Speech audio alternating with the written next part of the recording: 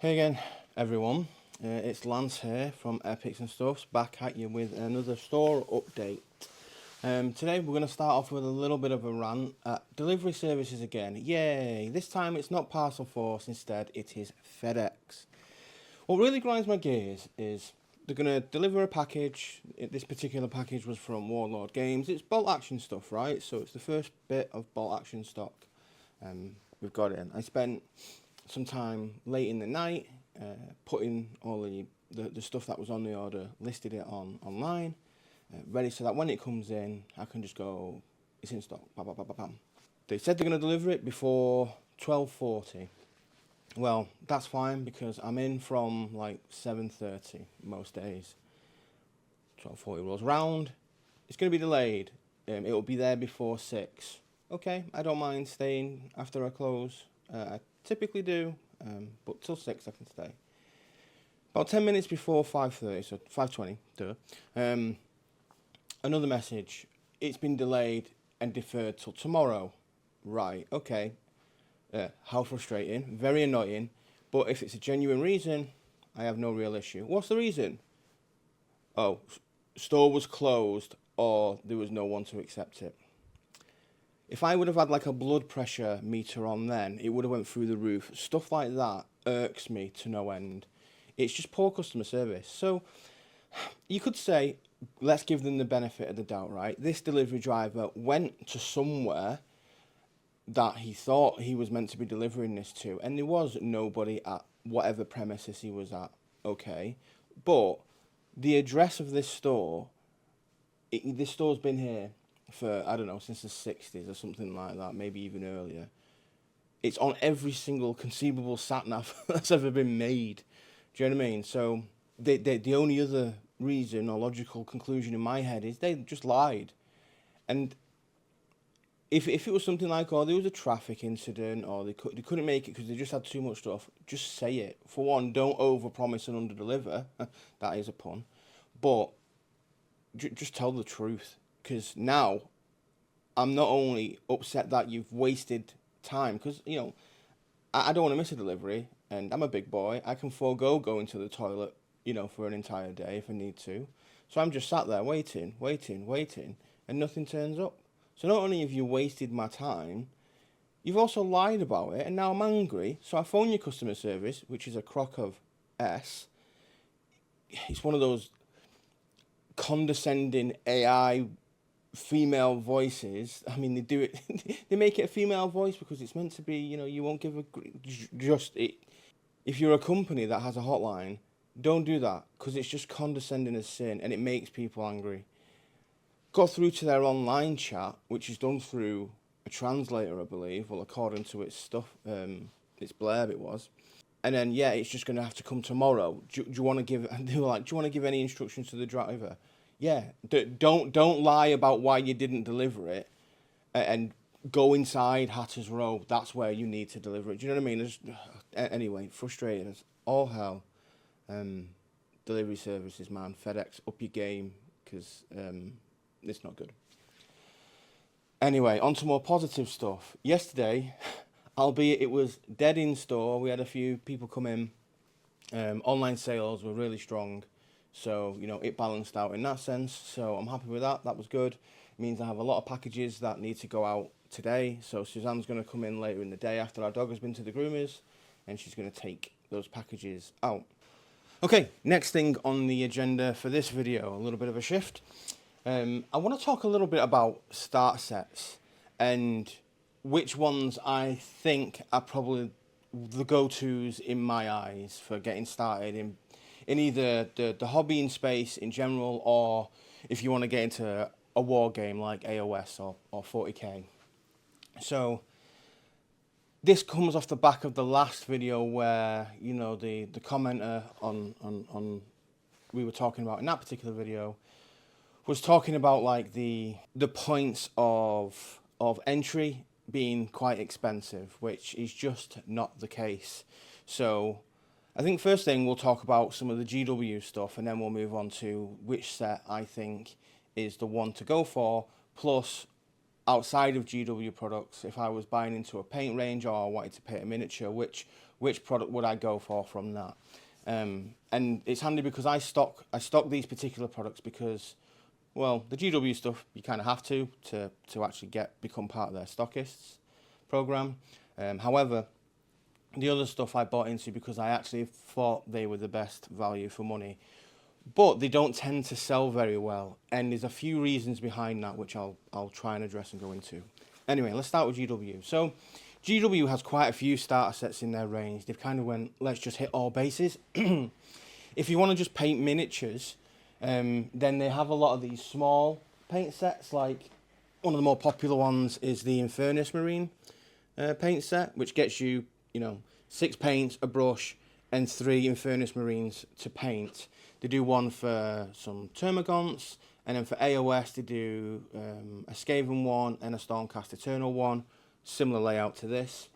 And then for both AOS and for 40k, they do a set which has no miniatures in, but comes with clippers and more paints, right? Those sets that are fine. They're good sets, but I don't think they're the best value for money, nor do they give you everything you actually need to get started, because you typically still need to cut stuff off the sprue, right? You then move up to these getting started with AOS or 40k little sets. Very thin, super cheap, right? £11 here in this store. Inside it, you get like a small getting started with guide, and you get 2 models, again, which you need to cut off the sprue. But that's it. No paints, no brush, no clippers, or anything like that. So these are for people who have like, are already invested, I guess, in something like AOS and want to move over to 40k, and they just want to paint a Space Marine and get a bit of a guide on how to. They're a very like niche product in that sense, and there's an AOS version as well, so vice versa. If you're into 40k, you can jump over to AOS, paint a Stormcast Eternal if you have some brushes and paints already, and see what that's like. They're fine. I bought one of them because I thought the miniatures inside it are quite cool. They are, I believe, unique to those boxes. They come with like a nice base and stuff, so I bought them. I thought they were cool. Then you move up to the introductory sets, and then beyond that you've got the starter set and then the ultimate starter. And then if you were lucky enough to get in at the beginning of an edition, in this instance it was the Leviathan box, those all provide a lot of miniatures for the money. The starter, the ultimate starter, and Leviathan, you get a mat, you get like a little rule book inside, you get the measuring tool, you get some dice, and you get a crap ton of miniatures, right? So much so, they offer better value than some of the products that came after. Like, for example, the starter set is cheaper than the Tyranid Combat Patrol, has most of it inside. I think you might need to buy like another box. Plus then you get loads of Space Marines, right? So, it's worth keeping a lookout and knowing what's in each of these starter boxes, because some of them are really good value for money. But going back a little bit to the introductory sets, so there's 2 of them, and they strike me as a bit weird when put against each other, but I think they're really good value for money. Let's start with the 40k one. So I have it up for $36.49. It comes with 10 Termagants, 5 EnS Marines, 5 paints, a brush, a set of clippers, so you can get stuff off the sprue, and then you get like a play mat, dice, and a measuring stick thing. This is the only real box that comes with everything you need to start, make, paint, and play. This is the only one. The only one. If you had absolutely nothing, this would be the set I would buy. Now, I get it, 40k is not for everyone, right? This is how I started painting in 40k. I actually bought the starter set, thought it was too many miniatures for me to paint outright, so I decided on this set and then painted the EnS Marines from it. And I really enjoyed that. So I would recommend this set as the go-to set to start with. Now, you've got the Age of Sigmar set, the sister box to that one. This is a bit weird though. So it's cheaper for one, £34 I've got it up for in store. It comes with more models, so you get 5 I think it's Vindicators, and 20 Clan Rats. And in my eyes, I prefer to paint Clan Rats than I would do Termagants. And the Stormcast Eternals are just as fun to paint as Space Marines, in my eyes.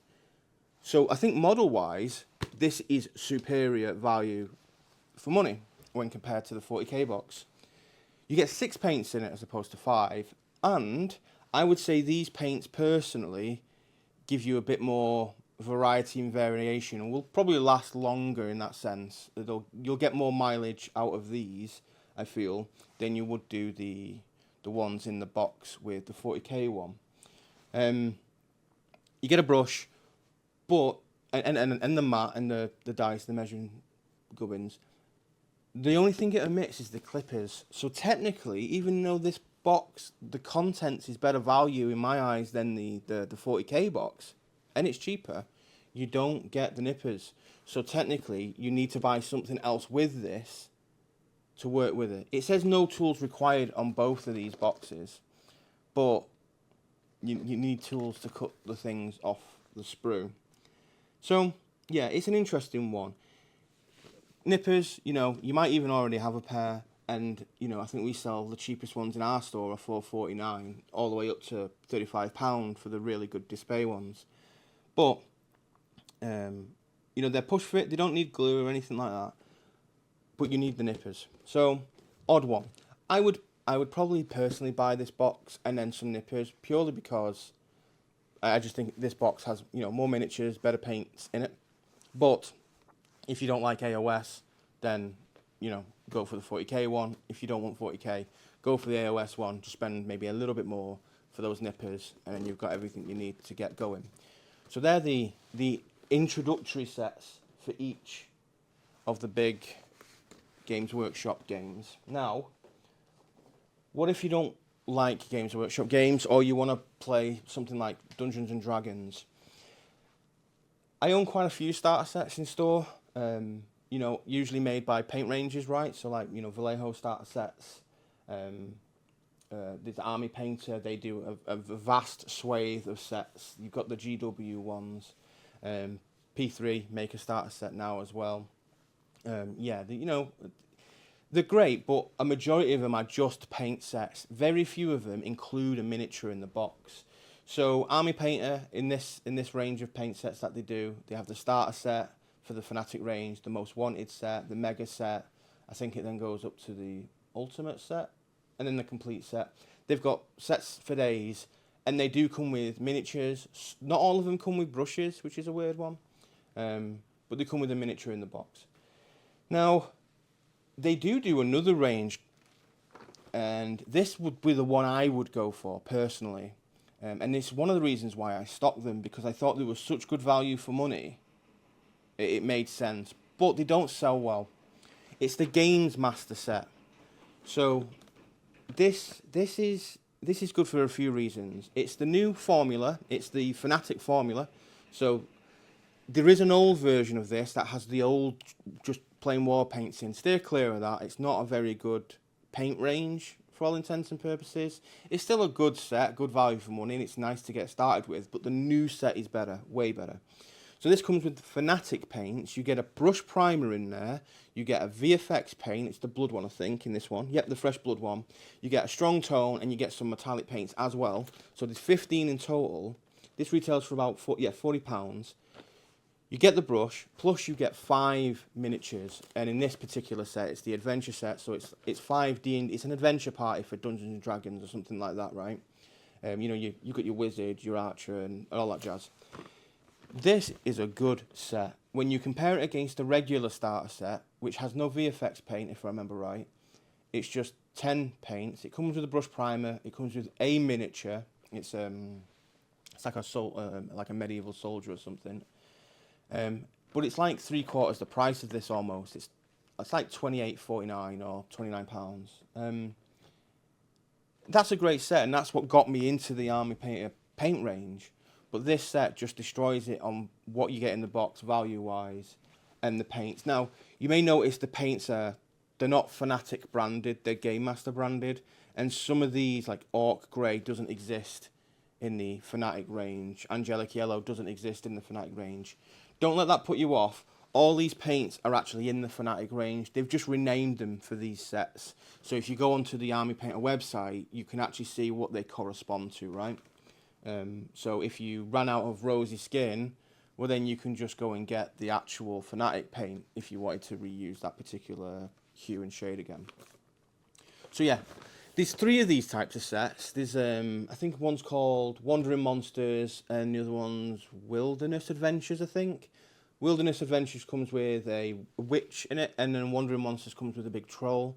They have a similar assortment of paints. The reason I choose this one is because you get the full adventure part. It's 5 miniatures as opposed to 1 big miniature. So, yeah, that set stands out for me as being one of the go-to sets I would pick up personally if I was to get into painting miniatures, because you don't need a sprue cutter for this. Sorry about the glare on the box. You don't need the sprue cutter for this because the miniatures are just pre-made. There's no assembly to them or anything like that. You get a brush primer in the box, which the GW stuff admits, okay, you can do it without the brush primer, but chances are you'll get a more, I don't know, a more consistent result and also a more long-lasting result, which is less prone to paint chip and stuff like that by using the brush primer. So yeah, very useful box, comes with everything you need to just paint miniatures for Dungeons and Dragons and stuff like that. That is the one I would recommend. Now there is, like I say, a plethora of boxes. Vallejo do loads. You know, they've partnered with some painters in the past, and they have box sets. The thing is they tend to be higher price for what you get in the box. You don't get as wide a variety of paints. You might get 1 miniature, and some of them you get a brush. That's all well and good. And then they have some more expensive paint sets where you do get a miniature and a brush and a lot of paints in it. Not really, but they're not really starter sets. Or they are, if they are, they're the most expensive that you can get. Or the more expensive that you can get. For any, you know, miniature brand or paint brand out there, I know not everyone has every company has the luxury of GW having their own paints, their own tools, their own games and miniatures. If I was a paint brand now, or I was a miniature brand wanting to make a starter set, I'd be looking for a partner to be like, let's collab on this and make a set. So Steamforged Games, you know, I'm sure you're already looking into this, but your P3 starter set, it's a really nice little starter set, but give me a miniature and give me a brush. You know, I don't know where you're gonna or who you're gonna partner with to get the brush or the miniature, or whether or not you make your own miniatures, right? Of course, so you can put your own miniatures in. Maybe partner with somebody who makes paints and brushes. I'm sure that's already coming anyway. Let's face it, they're such a prolific company in that sense. But if you're, you know, Monument Hobbies, I would love to see a Monument Hobbies starter set which gives you a range of like 10 core paints, a miniature, and some of their brushes, right? That would be epic. So, if when I'm looking at paint sets, especially in the mindset of I am new to the hobby, or if I'm recommending them to people like I am here, it's the go-to ones are go for the ones with the miniature, go for the ones with the brush and everything. Go for the ones that give you the more complete package. Otherwise, it's just you're having to upsell, which, you know, is fine. I'm a retailer, right? Upsell should be part of the remit, but it's a common question. How do I just get started? Anywho, I think I'll leave it there. What do you think about starter sets? Is there any that I've kind of missed or that you might recommend? Is there any reason why you wouldn't pick up any of these if you're a new starter coming into GW? For those who are experienced, what do you think? I'd be interested to see whether or not there's anything I'm missing out on that I should potentially stock myself, right? Tell me, what are the starter sets you would get? And tell me why I'm wrong and why these starter sets are not the ones to go for. Anyway, I think I'll leave it there. I've ranted and rambled enough. Stay tuned for some more content, and thanks for following the hobby store journey. Take care and speak soon.